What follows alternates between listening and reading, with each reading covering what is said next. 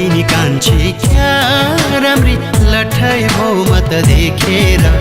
दिउकी बैना जाले रुमाल बाटो छेकेर